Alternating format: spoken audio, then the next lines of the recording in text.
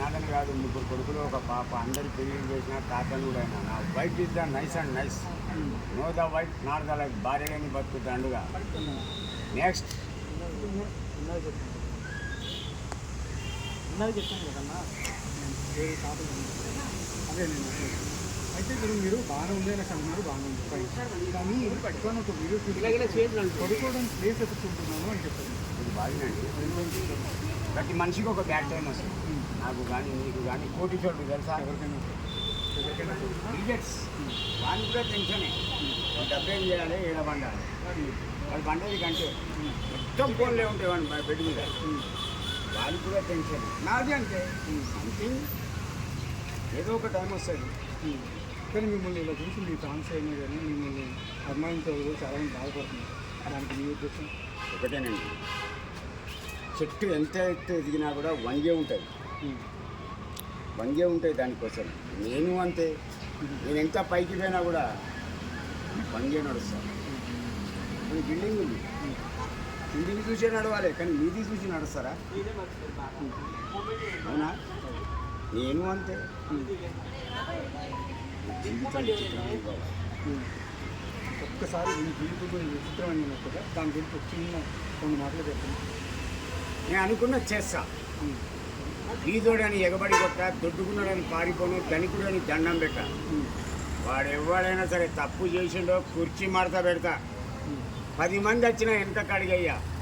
నా 2 చేతులు రాదు. నా మీద ముందెవడైతే చేస్తాడో అని చక్కగా మీది పంపుతా దేవుని దగ్గరికి. నా క్యారెక్టర్ అందరికీ ఎడక. మర్చిపోయి అరే నాకు 63 ఏళ్ళ వయసు, గుల్కోజ్ తెలియదు, 42 కిలోల వెయిటు. నా శరీరంలోని బలవంతా గుర్తుగా తీసుకొని గుర్తుతే ఒక క్వింటల్ పడుతుంది. క్వింటల్ పడుతుంది. అబ్బా. నెక్స్ట్ ఓకే అక్కడ ఇప్పుడు మీరు చెప్తున్నారు కదా, నేను నా లైఫ్ ఇట్లా కుటుంబంలో మీరు ఫేమస్ ద్వారా కుర్చీ మడత పెట్టని ఒక స్టోరీ చెప్పాను. ఆ స్టోరీ ఫస్ట్ టైం మా ఐరన్ మీడియాలో వచ్చారు కాబట్టి ఆ స్టోరీ ఒకసారి మా దీనికండి ఐరన్ మీడియా వీడియో చెప్తారా? ఇది బాగినండి. గతం గత అయిపోయింది, కానీ రిపీట్ చేయడం వల్ల లాభం లేదు. రిపీట్ చేయమంటున్నా, కుర్చీని మడత పెట్టి కాదు. మన కేసీఆర్ గారు ఉన్నారా, 10 సంవత్సరాలు పాలించింది. ఒక కంపెనీ అన్న, ఒక ఫ్యాక్టరీ అన్న తెలంగాణ తెచ్చినవరా? బడిగితే పచ్చిగా తిడతానరా. నీ తాగుబోతు వద్దు, నువ్వు తాగుబోతని నీ బిడ్డ 6,500 కోట్లు మందు స్కామ్. బతుకులు కారా. నెక్స్ట్ మీరు చెప్పిన కుర్చీ మడత పెట్టి కొడతా. అయ్యా బిడ్డలు ఇద్దరిని కనబడితే జైలు కూడా తినిపిస్తావు. ఢిల్లీకి వస్తున్నా సుప్రీంకోర్టుకు ట్రైలర్ నాడు. మళ్ళీ లోపలికి పంపించకపోతే నా అయ్యకు నేను ముట్టలే.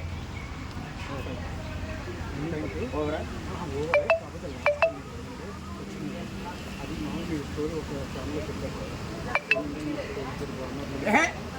నా పర్సనల్ నీకెందుకురా నాయన? అది పెట్టారు కదా, నా పర్సనల్ నీకెందుకు? పర్సనల్ కదా మీరు ఆల్రెడీ పెట్టారు. అవునండి పెట్టిన తెలియక, కానీ నా పర్సనల్ ఇంటి విషయాలు కాదా? అన్ని కూర్చొని బాయ్ బాయ్, టేక్ కేర్. బాబాయ్.